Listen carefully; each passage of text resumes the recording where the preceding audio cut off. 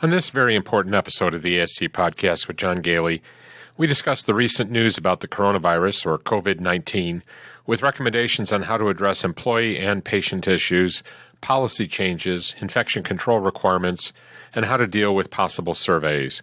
We also discuss the CMS directives related to survey activity by the states and the accrediting organizations. Please visit us at ASC Podcast with John Goehle to keep up to date. Please note that all podcasts are dated and are current as of the podcast date. This is a constantly changing situation, and you must maintain ongoing vigilance for the most up-to-date information. Please visit ascpodcast.com regularly.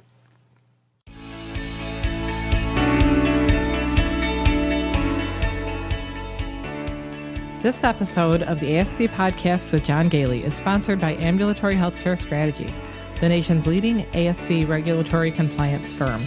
Are you preparing for a Medicare, state, or accreditation survey, or have recently experienced a difficult survey? Or do you want to make sure you are always survey ready? AHS is your answer. Our dedicated team of experts is ready to assist you. AHS can make you ready for your next survey, complete your plan of correction, and work with you to always be ready for a survey. We also provide retainer-based services to oversee your regulatory compliance, including preparing policies, forms, education programs, overseeing your quality improvement, risk management, infection control, and emergency preparedness programs. For more information, call John Goehle today at 585-594-1167 or visit our website at ah-strategies.com.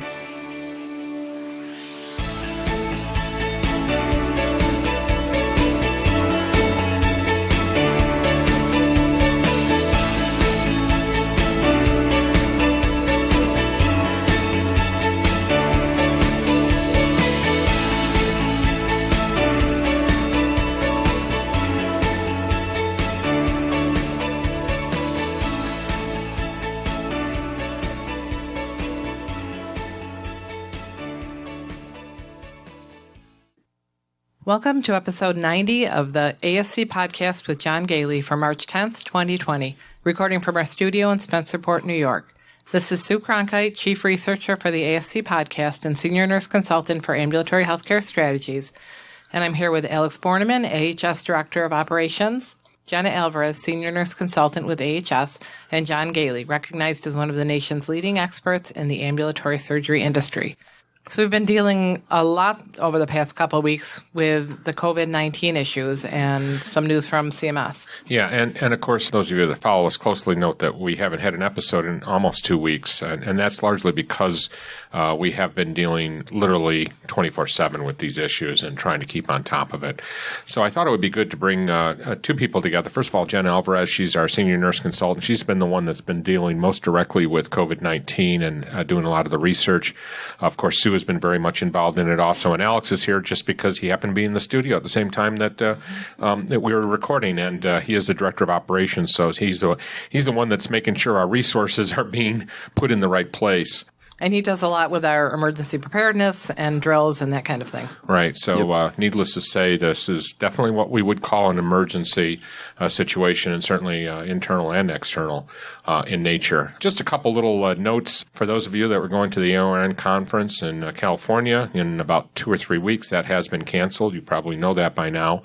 ASC Association has reaffirmed as of this morning, and we're recording on Tuesday, March 10th. ASCA has reaffirmed that they are going on with ASCA 2020 at this point in Orlando, Florida. I was just informed a few minutes before we went live here that one of my conferences with the management company is moving from an in-person conference to a webinar. So we're going to be setting up our studio here for a live feed with that. And we're also going to be announcing to our clients very shortly that we're curtailing non-essential travel for our staff, just, for the safety of our staff, for the safety of our centers. People like myself travel so exclusively. I'm concerned that I might have been exposed in some of my travels, so I don't want to be a super spreader. Yeah, I don't want to be a super spreader if that's happening. And of course, with technology now, we're finding that it's just as efficient in many cases to do live conferences. One thing I have found, I know all of us in the room here have experienced how nice it is to actually be able to see the other person. So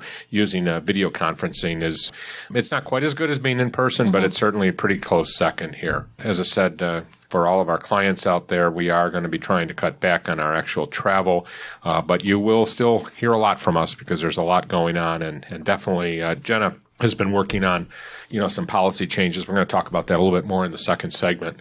Just a couple other things have been happening here. I've been doing some surveys and, visiting with new clients. And one of the things we've kind of recognized is that, kind of the difference between our company and perhaps some of the other consultants out there, especially that hands-on side, where we're kind of in the weeds all the time. I recently had an experience where I was looking at an organization who had another consultant that doesn't have the breadth of knowledge that we have and kind of relies on the organization to just take their paperwork and then run with it. And unfortunately, they got themselves into trouble because they weren't able to interpret that information that came from the consultant. So just a fair warning to be very careful, with hiring consultants out there. I know this sounds kind of self-serving, but in today's environment with everything going on, you need to make sure that you're hiring consultants that are really on top of it, on the leading edge of all the information that's out there and are keeping up with the changing environment.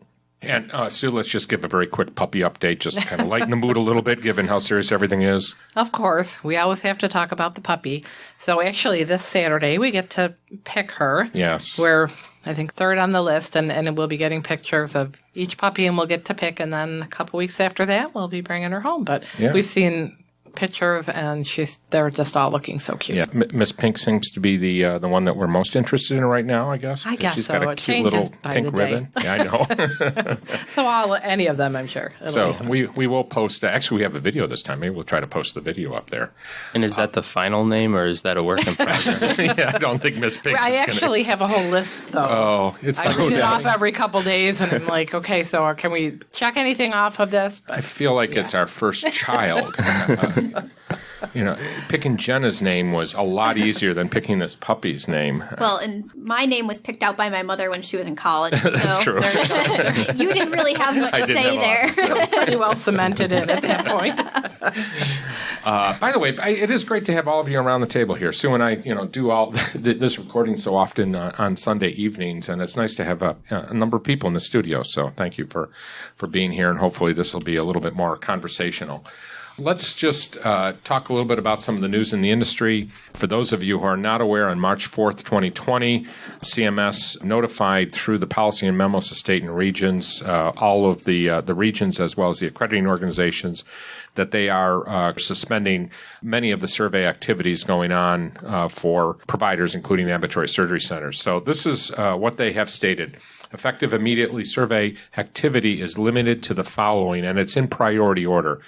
The highest priority is all immediate jeopardy complaints. These are cases that represent a situation in which the entity's noncompliance has placed the health and safety of recipients in its care of at risk for serious injury, serious harm, and serious impairment or death or harm, and allegations of abuse and neglect. Second level priority is complaints alleging infection control concerns, including facilities with potential COVID-19 or other respiratory illnesses. Third is statutorily required recertification surveys. This doesn't really affect us. These would be for nursing homes, home health hospice, and ICF and IID facilities. Fourth in priority is any revisits necessary to resolve current enforcement action. So if you're under a current enforcement action, that's not going to stop that process. Fifth, thank goodness, is initial certifications. We have 3 facilities under construction right now. Good news for all of our clients out there that are under construction is that initial certifications will continue as planned. Next is survey of facilities and hospitals that have a history of infection control deficiencies at the immediate jeopardy level in the last 3 years. So if you have had an immediate jeopardy infection control issue identified within the last 3 years, it is likely you will be getting visited by your state health department. And lastly, surveys of facilities, hospitals, dialysis centers, et cetera, that have a history of infection control deficiencies at lower levels than immediate jeopardy. So look at your recent surveys, and if you've had surveys that have shown infection control issues, there may be a possibility that they're going to visit. What this means is that at the present time, if you are not deemed status, in other words, you are relying on your state Department of Health to do your Medicare recertification survey, those surveys have been discontinued for the near future. So now let's talk about the accrediting organizations. The accrediting organizations have been under the same rules from CMS effective immediately, non-MDS certified or accredited organizations are being asked to limit their survey activity to the same issues that we just spoke about here. In other words, deemed status organizations also would not be having regular recertification surveys. However, as of today at about 4:30 on Tuesday, the accrediting organizations have not issued any official notification, but we are hearing that the accrediting organizations will resume doing deemed status surveys. That is an evolving situation, and we'll keep you informed. I guess as all of us are around the room are speaking, I should point out that this is one podcast of what we assume will be many over the next couple weeks. We have way too much material. Jenna has been spending way too much time writing notes, and unless she speaks very quickly, there's no way we're going to get through it all today. And also, Lori Rodericks, who is our Director of Clinical Services for AHS and also a CAPE certified infection control expert. She's one of our main resources, when it comes to the regulatory side of this. She and Jenna have been working very closely together. We wanted the two of them to dialogue, but Lori was not available today. She won't be available until Friday. So we'll probably have another episode on later this week where we'll bring them together. And we did want to, as you said, pay attention to the dates because things are changing so quickly. So what we say today may not be accurate in a couple of days, and we'll be always updating. That's right. Yeah, this episode is dated March 10th. We are recording at 4:30. I guess we have to say that in the afternoon. And I spent hours looking at things yesterday, and then all of a sudden at like 11 o'clock at night, I was like, oh, there's a new notification from the Department of Health today, right. The New York State Department of Health. Yep, constantly changing. And we will be, we do have a lot of information because we are in New York. We have a lot of information that's specific to New York. We will put that at the end of the podcast or maybe even have a separate one depending on how this goes. So let's take a short break. We'll come back and we'll get into some more very specific details about COVID-19.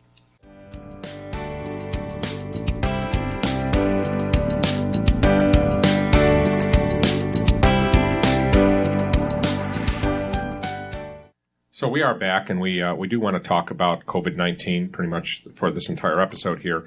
One of the things as a non-clinical person, though surrounded by clinical people, obviously, is trying to understand why COVID-19 has become such a huge issue. I mean, it sounds like a very basic question right now, but it has a lot of the same symptoms of the flu, and the mortality rate is less than 4%, but I think many of our listeners, and keep in mind, many of our listeners are not necessarily nurses. I think, Jenna, I have to ask you the very basic question. What is COVID-19? Why is it becoming such an important issue? And how serious is this to our community? So COVID-19 is a new or a novel coronavirus that's not previously been identified or seen. So no one has immunity to it. COVID-19 is in the family of coronaviruses, which get their name from crown-like spikes on their surface. So that's why it's called what it is. And its symptoms include fever, cough, shortness of breath. So flu-like symptoms, which we're already seeing a ton of because it's flu season. Right. And so it's kind of hard to distinguish at this point unless, you have that travel history or a known exposure to know, does this person walking in have the flu? Do they have a cold, or do they have coronavirus? And so it spreads fast because, it took a while to identify. And then just getting to the United States, from what I've heard recently, it sounds like Washington, which has one of the worst epidemics in the U.S., they think that maybe it's been around for weeks and, we haven't had the ability to test until now. So now you're seeing exponentially increasing number of cases each day, week, because, you're finally actually able to identify who has it. And doesn't that also affect the mortality statistics too? Because we know the number of deaths that have been related to the coronavirus. And that's the numerator. Yeah. We're not absolutely sure about the denominator. So I think I heard or read somewhere today that like in the United States right now, the mortality rate is somewhere like 10%, which we know is wrong. Right. But we don't have enough, or we haven't until now had enough tests to be able to test everyone who needs to be tested. I don't even know actually right now that all communities actually have the ability. I know that, they're working as fast as they can to get the resources to have those available to people. And they say But- some people that are sick with it feel like they just have a cold. Right. So Yeah. they're not even thinking about being And some people are tested. asymptomatic. Yeah. And we had an episode yesterday. One of our clients called us, and again, this brings up a very important point here. They had to send an employee home who had been traveling to one of the affected countries, came into work, had symptoms of the flu, came to work anyway, and then, of course, immediately caused a panic. The situation, we jumped on it right away. We recommended a course of action, which involved contacting the local health department. The employee, who was a CRNA, was taken in and tested. They did a rapid flu test, and we just found out a few hours ago that test was positive. So this person does have the flu. Now, Jenna, can you talk about that a little bit? So they don't have a test. They haven't been able to do a test on the coronavirus, but at this point they know that she has the flu, or they're pretty sure with the rapid test she has the flu. Does that mean that she's not going to have the coronavirus? It doesn't mean that she doesn't have the coronavirus, but it means most likely her symptoms are caused by the flu. Okay. And that's one of the big things that, we're trying to remind people is get your flu shot. It's not going to prevent the coronavirus, but it'll prevent you from getting the flu, which has similar symptoms to the coronavirus.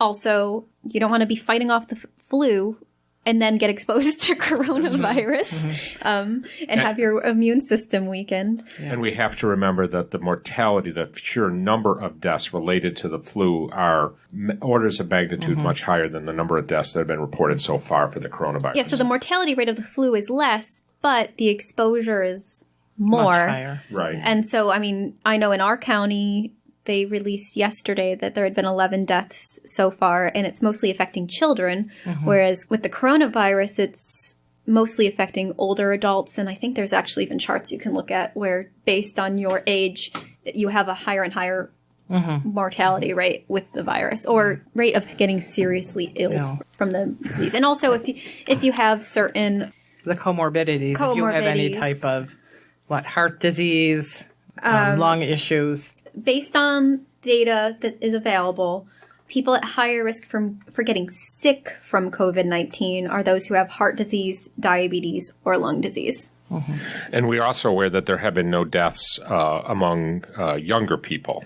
All of the deaths, I believe, have been in the population over 60, and all of them have been with individuals that have other... In the United States, at least. In the United States, correct. Okay. I believe that is true. Then the other thing to know is that based on the current evidence, those at greatest risk for acquiring the disease are only those who are having long, unprotected, close contact with the patient. So if you just, we're talking about quarantine people who have just had a handshake with someone who is infected. Those people probably are at very low risk for actually contracting the disease. But if you're having a long conversation face to face with someone, you're probably the more likely to get the disease from that person. And the other thing is if you have any question about whether someone who has come into your center or someone, or one of your employees might have the disease, make sure that you're communicating with your local health department. They, at least all the ones that I've been looking into for various clients, have a dedicated line to call about coronavirus, infections or potential Find cases. out where there might be testing available, whether they recommend that you test. And they are the ones who know what you need to do. So I know we want to talk about both the patient side and the employee side. Let's finish up with the employee side and just some recommendations. So number one recommendation is immediately send a memo out or call a staff meeting, remind everybody, don't come in if you're sick at all, and enforce that. Send them home right from the door. What other recommendations can we give regarding staff? I would make sure that you are communicating with them if they've traveled recently. Especially, you probably have a better control over your employees, who's been on vacation, but you might not know as much with your medical staff, right? Especially the ones who don't do a ton of cases, or your anesthesia group, if depending on how often people come.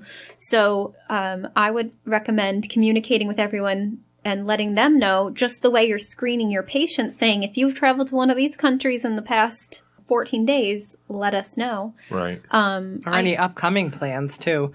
discuss it with people, just to kind of get an idea of if you need to be cautious about, is it someplace they need to go? They don't want to cancel it. Well, they Maybe need to know, just, they may have to be quarantined for a little while, and you need to plan for that, maybe missing out that employee for a couple of extra weeks. You might be going to a place that that isn't currently on the list, but by the time you come back, it might be on the list. Yeah. Well, I know a couple, that's been an issue with Italy, is that people came back from Italy before it was put on the list. And they're like, oh, no, I'm fine. And then you're like, no, Italy's on the list. It just got added yesterday. Yeah. So to that end, what should you do if you you're confronted with an employee that's coming back from a country that is on the list? By the way, mention what that list is. So right now, the CDC has level 3 travel notices out for China, Iran, Italy, and South Korea. Mm-hmm. A level 2 travel notice out for Japan, and then I think there's a level 1 out for Hong Kong. The level 2 and the level 3 countries are the ones that, if they come back from those countries, you probably want to self-quarantine. Definitely level 3, level 2 monitoring for symptoms, and that's kind of up to you. I believe, though, you want to look at your state, because I'm pretty sure, at least in New York, they just put out a memo yesterday about enforcing mandatory quarantine and isolation, and then also about precautionary quarantines for people returning from those countries. And there was different criteria for each. So you're going to have to look at those to see, if someone fits into those categories. And I'm sure that that's going to change weekly at this point too. So make sure, you look at, what I would say is at least daily right now, look at the CDC website to see if there's updates. Right. And we will link that on our podcast webpage at ascpodcast.com. Look at your state Department of Health website. And I know we'll definitely at least have New York up there. Right. And then look at your county Department of Health. I know a lot of my clients are New York City, and New York City NYC Health has been putting out a ton of stuff. I think they put out signs before New York State Department of Health actually put out signs for you to post up in your waiting room. So a big takeaway is that if you have an employee that's coming back from a level 3 country, definitely tell them to quarantine themselves at home for a minimum of 2 weeks before they come in and monitor for symptoms. The other thing is, I know some people are having people take their temperature. Right. For any country, because there still is that issue that if you had traveled, like myself, going through Atlanta, that's a hub that, you want to continuously monitor. Or if you've been on a cruise. Cruises. There's no guidance right now for cruises, but you have a giant petri dish of people from, every country imaginable. I think in that situation, unfortunately, you have to quarantine them, given the situation that we've seen. I mean, unless they were already quarantined when they got back. That's true. Anyways, which we're seeing which is happening. Yeah. And the temperature check can protect you against bringing the flu in. We have one client that is both a surgery center and a clinic, and they have decided that the problem is on an ongoing basis. People show up at the surgery center that are actually going to the clinic. And, of course, there's a much higher risk of somebody showing up at a clinic that has, either the flu or the coronavirus. And to minimize the risk, what they've actually suggested, and we agree, is that they're catching people in the entryway before they go into either the surgery center or the clinic to make sure that they are going to the correct location. That'll minimize the risk to the surgery center patients.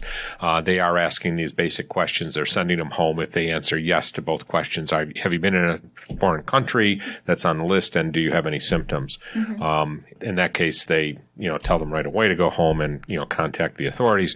And if they show symptoms only of the flu, it just stands to reason that you want to keep them at home.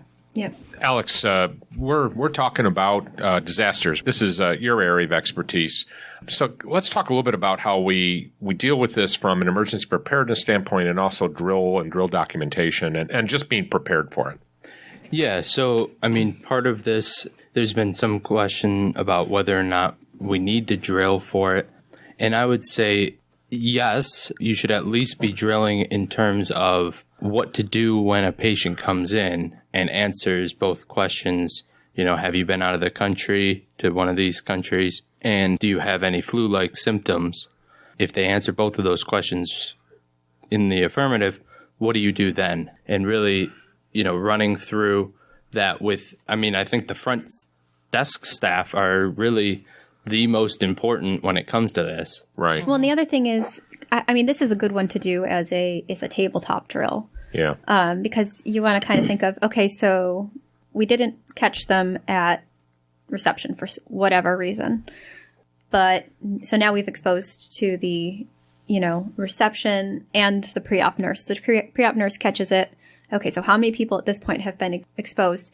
How are we going to isolate that patient? How are we going to take care of that patient bay that the patient was in? Mm-hmm. Are we going to close it down? Which you probably should close it down until you know whether or not you have a case. Yeah. How are you going to track who was in the vicinity of that patient to, who was potentially exposed?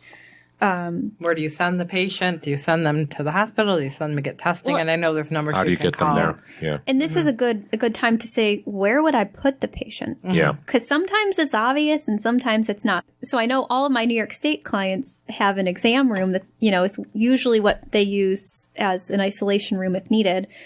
But that's not the case in all states. And so, you really got to have a place that you don't need to have a negative pressure room. I don't know that any of my centers have a negative pressure Isolation room. Right. So we can't keep that patient for very long. But as long as you have some place that, a private room is Right. best, or at least 6 feet distance from other people. So just closing the loop on this, on the disaster drill, at the very least, everybody should be doing an internal, perhaps a tabletop disaster drill, running through what you would do if a patient shows up with all the symptoms of the coronavirus and has traveled in those locations. Exactly. And probably covering, what to do if they maybe either haven't traveled in those specific countries but have traveled to other countries, or if they've gone to none of those countries but have flu-like symptoms. Or they have traveled and they don't have symptoms. Or if it's an elective thing, a lot of the centers, I think, are just saying, wait 2 weeks before you come back. Right. So there's a number of things that we're going to be doing for our audience and for the general public. And one of the things we're going to do is we're going to post a drill kit, an internal disaster drill kit. I don't even call this an internal or external drill. It's one of those things that really kind of falls into both categories. We will post that on our ASC Podcast website. By the way, all of this stuff is free. This is a public service. I know that there are some other organizations that are charging. We feel it's very important that we get this information out. So please tell your friends about it. We'll post it on the webpage for this, and we'll put a lot of links out there for this. So we'll put a drill kit up. This is all the resources we're going to put up there. I had created one for one of my clients, and so now it's shared for all our clients. And Right. it really kind of goes through the questions of, okay, we got to this point. What PPE are we going to use? Right. How are we going to supply the PPE? How are we going to limit the contact between our employees with that? What are we going to do with this patient now that we've identified them? Right now, the thing is that not all these patients need to go to the hospital. Right. If they're not very sick, you really don't want to clog up your ERs Right. with these patients. So if, the Department of Health has a way to test these people from home, Right. that's probably the better option. And you're going to infect less people. But how are you going to get that patient home? Right. What do you do with they're a responsible adult who's taken or brought them to the center? Because they're also probably infected. Right. And that brings up another point. Not only are we dealing with the patient, but we need to be asking the question of the people that are coming into our waiting area. Yes, so New York State has some nice signs on their website to post in your waiting room, that both for the patients but also for visitors, that says stop. Like, if you've traveled to one of these countries and have these symptoms, let a staff member know. And getting back to our employees also, again, if they are in a household with somebody that has traveled to one of these countries. Or has COVID from a community transmission. Right. Alex, I wanted to go back to the disaster planning. We talked periodically about the hazard vulnerability analysis, the HVA. This would be a good time to kind of go back and revisit your HVA to make sure that you have put pandemics on there. I would bet most of us kind of have never really taken it that seriously when we put together these HVAs, and yet look where we are today. I think CMS actually put out some guidance last year recommending that you add emerging infectious disease, which is when we had added it on. So it's a good idea to revise your HVA to make sure that you've taken this into consideration and, of course, implement whatever steps you have. I do want to point out something, too. I've been looking at a bunch of HVAs recently from centers that I've surveyed, and consistently I see that the HVA has been filled out, put into a folder, and forgotten. And in some cases, they've documented some significant areas that require follow-up, but there was no follow-up done. So the HVA it's a spreadsheet, but you need to do something with it. Can you talk a little bit about that, Alex? Yeah, absolutely. It's so important that you close the loop on what happens with the HVA. Really, it's a matter of making your risk assessment robust in that you have a place for each of those disasters or hazards to label whether or not you need follow-up and what kind of follow-up you plan on doing, whether that be a physical mitigation, which could be something as simple as flashlights in a certain location, or as large as a generator, which most of us are required to have anyways. Or it can be, training staff, putting a policy in place, which is probably the most common. Yeah. Or doing drills. Right. And then drills. And then planning out your year as far as the 4 disaster drills or more. Really, I don't know how all of us aren't doing, 8 disaster drills at this point with the number of annual items required anyways. So, and we should point out too that the disaster planning is a CMS requirement for oversight by the governing body. So that means that the plans that you have, the HVA, should be referenced in your governing body minutes, as well as your quality improvement, of course. But there should be a specific reference in your governing body minutes to the activities that you are involved in your organization, demonstrating governing body oversight of that. Absolutely, and I would follow up in those minutes on each of those items to see where you're at with that in terms of doing the disaster or creating the policies. Interestingly, while we're recording this, we just got a call from one of our clients who's asking how to handle clinic situations. And some of our organizations have clinics affiliated, or owners of surgery centers might be affiliated with a clinic or their practice. So for those of you that are ambulatory surgery centers as well as a clinic or have a practice, keep in mind that all of the stuff that we've been talking about in this episode that's is totally related should be done both for the surgery center, the clinic, the practice. So for those of you that are clinics that are clients of ours, we will get guidance out to you shortly about this also. Jenna, let's talk a little bit about how do we screen for COVID-19 with our patients.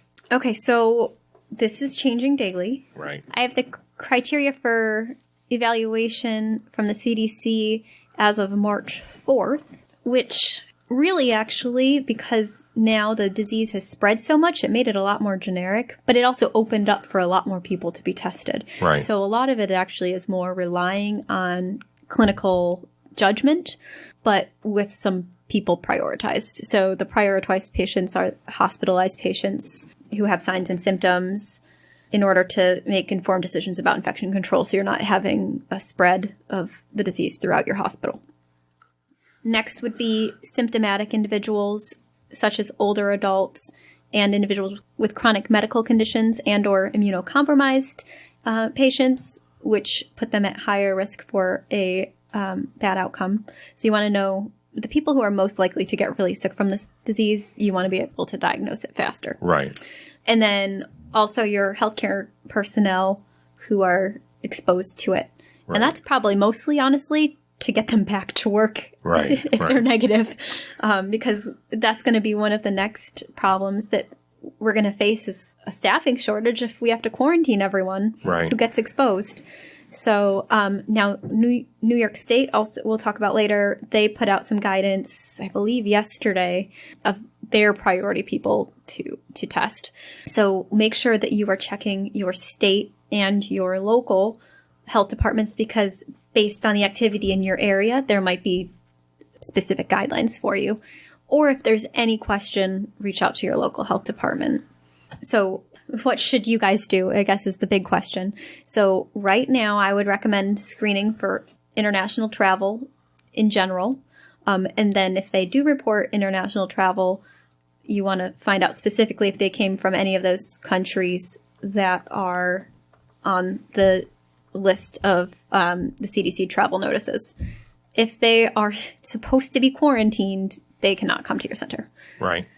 If they are symptomatic of the flu or COVID-19, you shouldn't be doing surgery on them anyways. That's absolutely right. So that's a pretty easy. This is not a COVID-19 issue when it comes to being, having any symptoms. And then to some degree, your center is going to have to make a decision.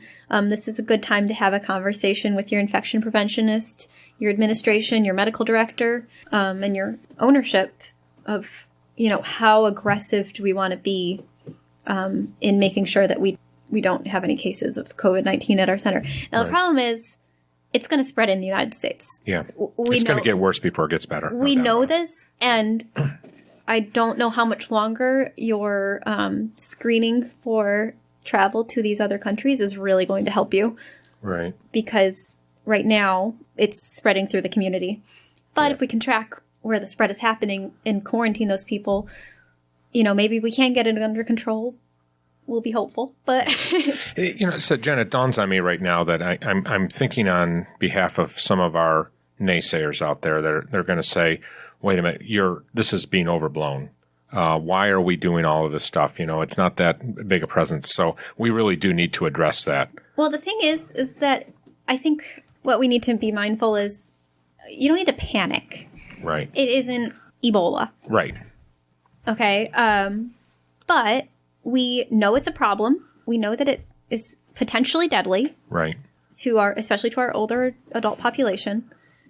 And we know that if we work hard, we can prevent the spread. Right. So I think we just need to be smart. Right. I don't panic, but be cautious. Right. You don't need to go out and buy 10 gallons of, alcohol hand rub. Yeah. I mean, or like one of our clients who has bought all the materials to make their own hand rub. Yeah. I guess. Sorry, they do have to. I'm talking about in your personal life at your center. Make sure that you're keeping up to stock because there might be shortages in the future. Yes. I know. Actually, I thought it was interesting. The governor did a press conference yesterday in New York State, and they're actually going to start having the prisoners start producing alcohol hand rub to make available to all New Yorkers with prioritizations to governmental entities that need it the most. Like I think one of the big places they're going to make sure that has it is the MTA. Yeah, good point. So I thought that was an interesting idea. So, I mean, who knows what it'll mean for our centers, if that's going to be available to us or if it's going to mostly go to the hospitals or if it's even something that we want to use. I don't know. It'll interesting to see what happens with that. But I think they said they're going to work to be able to produce 100,000 gallons of alcohol hand rub per week. Oh, wow. It'll be interesting to see what happens there, and don't go out and buy up the whole shelf of alcohol hand rub. Or don't panic when there isn't any, I guess. Right. Mm-hmm.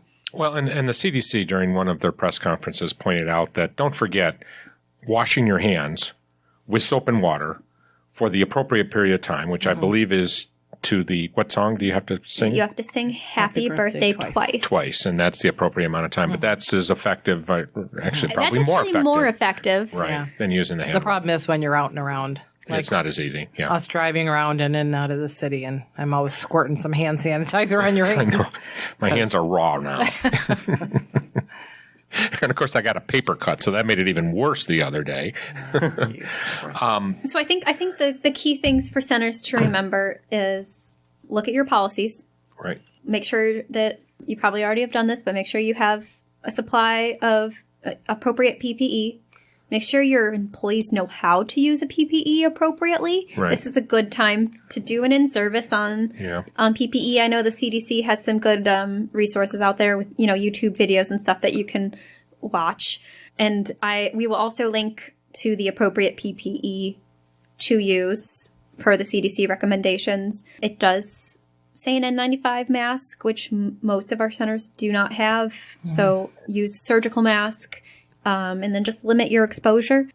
Jenna, I want to go back to the issue of the policies because you have developed a policy. I know you're revising it. I don't know if we'll be able to get it up in time for this episode. But we need to talk about the difference between a policy and a protocol here. Now, this is let's just talk about the general thing. A policy is something that you establish in your organization, it's approved by the governing body, and it's usually something that stays there for a long period of time. A protocol is something that might have to change. So to that end, can you talk a little bit about what we are doing for our clients in developing or revising our current policies and then supplementing them with protocols? Yeah, so we've been working on updating a policy that I had written previously called Emerging Infectious Disease, which we made to meet our requirements of our HVA, actually. Right.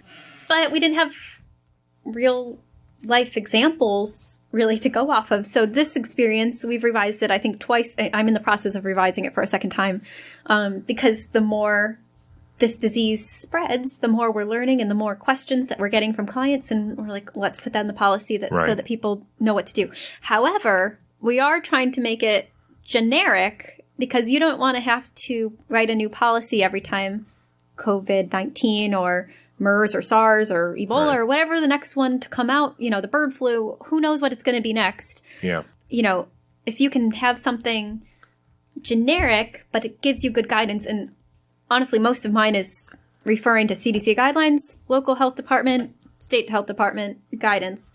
And then you're going to have your protocols that are going to change, like I said, probably daily because the disease changes, the guidance changes daily. And those are the protocols you're going to put in place that aren't going to go through, aren't going to go into your policy manual because they're going to, you don't want to change your policy manual every day. Right. So, your protocols you might change the way you screen once or twice a week. So we are running, we're about 38 minutes now into this section here, and we still do want to have an end section where we talk about New York State issues. We apologize to our non-New York State listeners. We will try to get information from other states, but we'll put that in the third section so you don't have to, if you're not from New York, you don't have to stick around if you don't want to. But I did want to, let's just finish this by kind of just going through a bullet list of all the things that we want you to do in the next 24 hours. Okay. So action plans. I'm actually going to go off of, and we'll again post this on the website. The CDC put out steps for healthcare facilities to take to prepare for coronavirus 2019. So first, stay informed. So make sure that you bookmark your CDC website, your local health department website, and your New York State. And some of them even have things you can sign up for to get alerts. Right. Review your emergency plan, or if you do not have a plan yet, time to put it together. Time to put one together. Definitely involve your infection preventionist. Right. Then this one's establish relationships with key healthcare and public health partners in your community. And know who they are. So good example of this is the New York State Association. There's been a mass email going back and forth between members today talking about, their issues with getting PPE, with getting alcohol-based hand rub, and sharing ideas and sharing what they're doing at their centers. So, reach out to other people in the ASC community around you if you need help, or if you're having trouble getting PPE, someone else might have a different vendor that's able to get it. And then reaching out if you need it to your local health department. I mean, I wouldn't do it unless you need to because they're getting overwhelmed with calls. But if you have a concern or a question with of someone who might have the disease, definitely reach out to them. And then this is a good time to remember to update your emergency contact list. Make sure that you have contact for those key people. Make sure you know the phone number to call your local health department. So the next is to communicate with your staff and your patients. So communicate with your staff. Make sure that they all know, like we said, do not come into work sick. And then also make sure that you are aware of any international travel. With your patients, make sure that you're posting those signs, or at least asking them during pre-op phone call and at admission about... That's actually an important point, is that as much as possible, try to stop this before they even get into the center. Agreed. Yeah, and then so what I'm recommending for the pre-op phone call is, are you having any symptoms such as fever, cough, or shortness of breath? Have you or anyone in your household traveled internationally or on a cruise ship in the past 2 weeks? If yes, where? And then make sure that your front desk people know those locations that are under travel notices. And lastly, have you had close contact with a suspect or a laboratory-confirmed COVID-19 patient? And again, you're going to have to make decisions based on those answers as to who is going to be rescheduled, who are you going to allow, and that's going to be a leadership decision. For some things, for some people, definitely they need to stay home. And then lastly is making sure that you're protecting your staff. So again, emphasizing the screening, making sure that you have proper PPE, making sure that you have enough PPE if you do have a case of the COVID-19, and then also making sure that your staff are aware of your policy, as we talked about with doing a drill. As we've been recording this episode, I've been getting emails from HHC and the Joint Commission. We are trying to get them on for an interview. They are so overwhelmed right now that I don't know that we can make this work, but we will try to at least get a press release from them or some information that we can pass on to you as it comes in. I did want to also point out that one of the things that has come up both with CMS and with HHC in particular, I'm sure Joint Commission is the same way, is that any surveys that are going to occur are going to be heavily focused on two areas, mainly infection control, but also disaster preparedness. So if your infection control plan or your disaster preparedness plan does not include all of the appropriate elements, and to at that point, Alex, making sure your disaster plan at least addresses the issue of a pandemic or emerging infectious disease is the new term. Yep. So please make sure it is. And now it's a little bit beyond our scope to be able to just give you an emergency plan certainly here. But if you feel that your plan needs to be revised, certainly reach out to us.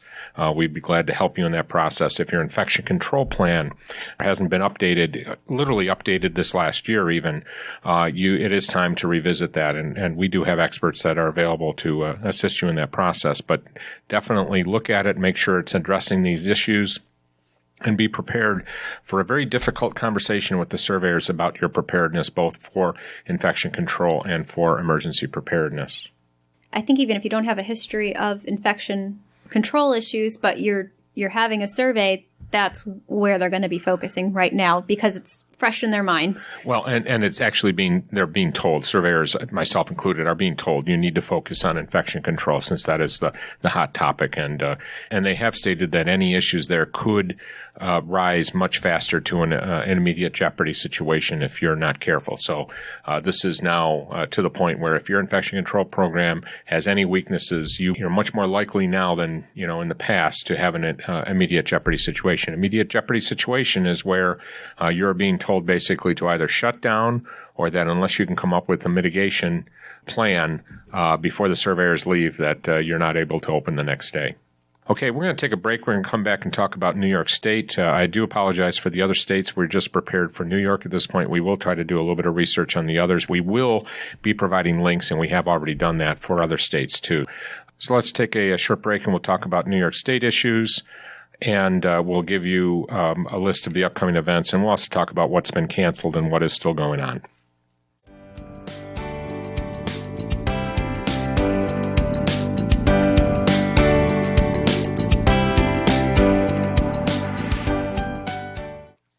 So we are back, and we now want to talk for our New York State listeners first with the activities going on in New York. Jenna, do you want to kind of give an update as of yesterday? So as of yesterday, the state released new recommendations for testing for COVID-19 and the criteria in which providers are authorized to test. So first is an individual that's come within proximate contact, same classroom, office, gathering, etc., of another person known to be positive. Next is an individual that's traveled to a country that the CDC has issued a level 2 or a level 3 travel notice and has symptoms of the illness. Third is an individual who is quarantined, either mandatory or precautionary, and has shown symptoms of the illness. Fourth is a person who's symptomatic and has not tested positive for any other infection. So you've already done a flu, you've already done a strep, you can't figure out what this person has. Time to test for that COVID. Might be someone that you want to test. Even if they don't have a known exposure, at this point, it might have been a community exposure. Right. And then lastly, other cases where the facts and circumstances warrant as determined by the treating clinician. and in consultation with the local health department. So again, those are all of the situations in which testing would be authorized. Mm-hmm. And those are the ones that if someone reports they fit into one of those categories, either during your pre-op phone call or on admission. If it's during the pre-op phone call, you're going to refer them to their primary care doctor to get tested. Right. Or if it's when they get to your center, that's when you're going to be calling the local health department. Got it. And then the other thing, as of yesterday, they had put out was their protocols regarding mandatory and precautionary protocols. For quarantine. Yeah. A mandatory quarantine is one that can be directed by legal order if not complied with. So currently required mandatory quarantine are people who have been in close contact with someone who is positive but is not displaying symptoms, or a person who's traveled to China, Japan, Iran, South Korea, or Italy and is displaying symptoms. Next are people who are required mandatory isolation. This is a person who has tested positive for COVID, whether or not they're displaying symptoms. And last is the required precautionary quarantine, and that's people who have either traveled to one of those countries listed while it was prevalent but is not displaying symptoms, or someone who has had a proximate exposure to a positive person but not had direct contact with a positive person and is not displaying symptoms. So that, again, is probably subject to change, but that, as of March 9th, is what. And then based on those different categories, there's different levels of monitoring of those people that the local health departments are doing. I think we should also point out that don't forget the flu right now is very aggressive this year and is extremely prevalent. So again, all of those regular precautionary measures you take just for the regular flu need to be done also. Yeah, this is a good time to also reinforce good hand hygiene, good respiratory etiquette, covering your cough. I know CDC and some of the local health departments have nice signs to post up, also reminding people how to do proper hand hygiene and, making sure that you have hand sanitizer available in your waiting room. And then I know masks you don't necessarily want to put out because you don't want... People are taking massive quantities, yes. But have them available at your reception desk that if someone needs one, your receptionist can give it to them. So if one of your visitors has a cough, that might be someone that you want to just put a little mask on. Okay, and we'll post information about all of these items on the website, and please pass this information on to anybody else that you feel might be interested in it. Pass a link to the website if you wouldn't mind. And then, obviously we're going to have another podcast probably in another couple of days. Sue, let's finish with just a kind of a summary of the upcoming events that we have. Please remember, if you would like your event to be included in the podcast, please send the event information to info@ascpodcast.com. Please keep us informed. We'd be glad to pass the word on both through our LinkedIn page and here on the podcast about anything that's been canceled. Let's start with HHHC Achieving Accreditation.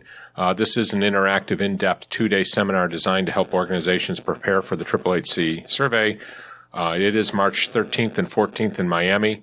If you are considering a change from IMQ to HHHC, this is a great opportunity to do this. I'm sure that there's going to be a lot of great information there about how to prepare your organization for the infection control section. Again, we have not heard any word that this has been canceled, so it is still going on. This year's National Advocacy Day is taking place in Washington, D.C. on March 24th and 25th. Participation in ASCA's National Advocacy Day is the best way to build relationships with your members of Congress, advocate for your ASC and the ASC community, and network with other ASC leaders. The Florida Society of ASC's Quality and Risk Management Conference is April 16th and 17th, 2020 in Buena Vista, Florida. The Iowa Association of ASC's 12th Annual Education Conference is April 17th and 18th, 2020 in Johnston, Iowa. ASCA 2020, we have just received confirmation that it is still on, is in Orlando, Florida, May 13th through the 16th. It is the ASC industry's most highly regarded and well-attended event. Attendees include physicians, administrators, nurses, managers, and owners of the ASCs from across the country and throughout the world. At the annual conference, you will find more than 50 educational sessions designed for ASC professionals at every level, nationally recognized ASC management experts, networking opportunities with more than 1,000 of your colleagues, hundreds of exhibitors who can help you find the solutions your ASC is looking for, and of course the latest regulatory and accreditation updates. Make sure you sign up to attend, and we'll of course be there, assuming that it continues. And as I said, there is no indication at this point that it is being canceled. Becker's 18th Annual Future of the Spine and the Spine Orthopedic and Pain Management Driven ASC Conference is June 18th through the 20th, 2020 at the Swiss Hotel Chicago in Chicago, Illinois. The Florida Society of ASC's annual conference and trade show is July 15th through the 17th at the Walt Disney World in Orlando, Florida. The Ohio State Association Conference will be September 30th through October 1st, 2020 at the Hilton Polaris in Columbus, Ohio. And as we mentioned earlier, if you're planning on attending any of these, just keep your eyes open to make sure that they're still going on. But as far as we know, all of these are. And we will update on the website if any changes occur. We'll be back with you within the week with another episode, continuing on with our conversation here. We will be talking about a number of things, including reevaluating your infection control plan, making sure your infection control coordinator is up to date, discussing the future ramifications from an economic standpoint, what we might be seeing even once this episode is over. We're going to have some far-reaching issues with regard to the supply chain. That's it for this episode of the ASC Podcast with John Goehle. Join us again, and please consider becoming a patron by going to our website at ascpodcast.com and spread the word about our podcast with your friends, colleagues, and do us the honor of hitting the subscribe button.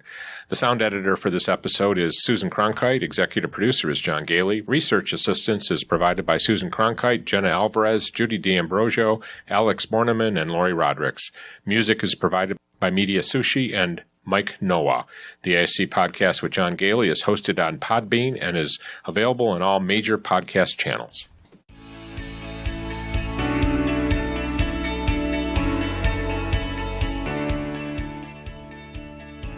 This podcast is an educational and operational tool and is not intended to be a comprehensive resource for all the rules, regulations, and standards that an ambulatory surgery center must meet. The advice provided should not be considered as, nor does it constitute legal advice or opinion. When reviewing specific situations involving legal and regulatory issues, attorneys and other professionals should be consulted. This has been a production of Eden Group Development, all rights reserved. We would like to thank this week's sponsors. First, Ambulatory Healthcare Strategies, one of the nation's leading regulatory compliance and financial oversight firms. For a free consultation, contact John Goehle today at 585-594-1167 or through email at info@ah-strategies.com. And Eden Group Development, which publishes ASC Regulatory Compliance Series, the ASC industry's leading books including the Survey Guide for ASCs, a guide to the CMS Conditions for Coverage and Interpretive Guidelines for Ambulatory Surgery Centers, and Ambulatory Surgery Center Governance, a guide for ambulatory surgery center owners and governing body members. These must-have books are available on Amazon and Barnes & Noble or directly from the publisher at reg-books.com. That's reg-books.com. If you are interested in advertising or sponsoring the ASC Podcast with John Goehle, please email us at info@ascpodcast.com. We would love to hear your questions and comments. Please email us at comments@ascpodcast.com.